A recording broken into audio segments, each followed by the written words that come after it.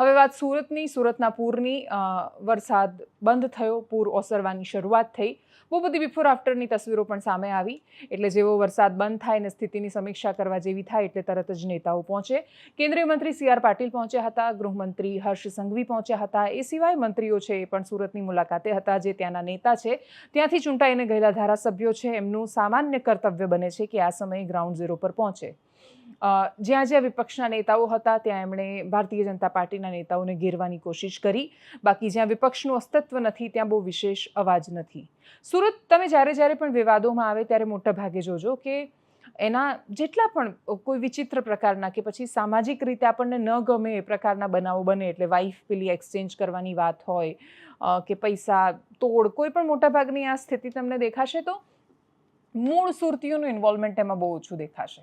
અને એટલે જ્યારે સુરતી આમ કરે છે, સુરત એટલે આવું, સુરત એટલે આવું, એટલે સુરતના ભાગે જેટલી બદનામી આવે છે એમાં મૂળ સુરતના માણસો તો બહુ જ ઓછા હોય છે.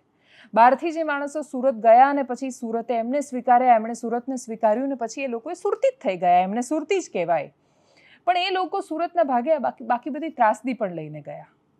પણ એના પછી સુરતીઓનો એક સ્વભાવ કે એ બહુ બોલે નહીં, એટલો બધો અવાજ નહીં ઉઠાવે, બહુ વાંધો નહીં, હા ઠીક છે, ચાલે છે, એમ કરીને આગળ વધી જાય. તો એ સ્વભાવ દરેક પૂરમાં પણ દેખાય ને એટલે જ આવી સ્થિતિની વચ્ચે પણ આક્રોશ ન જોવા મળે એટલો. જ્યાં આક્રોશ જોવા મળ્યો ત્યાં એક ભાઈ બોલ્યા હતા કે સ્ટીલના કીડા પડશે. એના પછી આજે ડેપ્યુટી CM હર્ષ સંઘવી પહોંચ્યા ત્યાં, તો એમણે પોતાની એ વાતને હવે કહ્યું કે આવ્યા છે ને સારું છે ને કામ કરશે ને અમારી સાથે સારી રીતે વ્યવહાર કર્યો છે. એ પ્રકારે પણ એમણે વિડીયો બનાવ્યો છે. એટલે એ બિફોર આફ્ટર પણ તમને બતાવીશું ત્યાંથી જે જોવા મળ્યું એ. સુરત બધાને નોકરી લેવી હોય, તમે પોલીસવાળાને પૂછો તો કે સુરત પોસ્ટિંગ જોઈએ છે કેમ કે બહુ રૂપિયા છે. રેવન્યુમાં કામ કરતા માણસોને પૂછો, કોઈ પણ પ્રકારની નોકરી તમારે સુરતમાં લેવી હોય તો એ સુરતમાં પૈસા ક્યાંથી આવે છે? અમદાવાદમાં એ પૈસા છે, વડોદરામાં એ છે, રાજકોટમાં એ છે. પણ સુરતમાંથી જે રીતે એમને કામ કરવાનો રસ્તો ગમે તેમ કરીને થઈ જાય છે, એ જે વૃત્તિ છે સુરતીઓની કે આપી દે છે, એમનો પૈસો ફરતો રહે છે, લિક્વિડિટી રહે છે.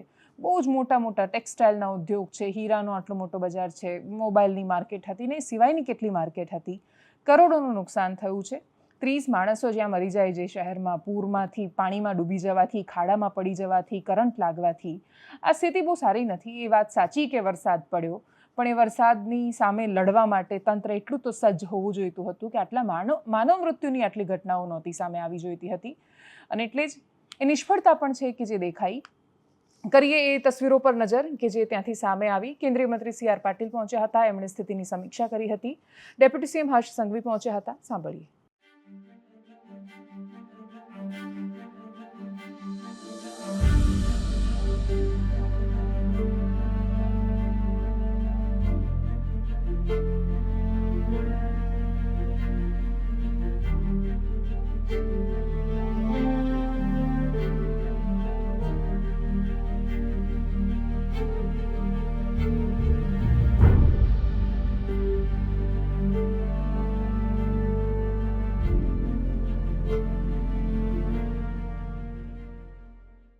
અને મારી સુરત શહેરના તમામ વેપારીઓ અને એમના પરિવારોને નમ્ર અરજ છે કે તમે લોકો આ ભ્રષ્ટ અધિકારીઓ અને એમના પરિવારોને સ્ટીલના કીડા પડે એવી દિલથી મહાદેવને પ્રાર્થના કરજો, જેથી કરીને એ લોકો ઝડપથી મરી જાય અને ભવિષ્યમાં એમના હિસાબે, એ ભ્રષ્ટ અધિકારીઓના હિસાબે સુરત શહેરના કોઈ લોકો હેરાન ના થાય. પર્સનલ વાત કરું, મારા ઘણા વિડીયો ગઈકાલે મીડિયામાં વાયરલ થયા હતા, બરાબર, અને ઉગ્રતામાં મેં ઘણું બધું કીધું છે અને હજુ ભાઈ હું કહીશ કામ નહીં થાય તો.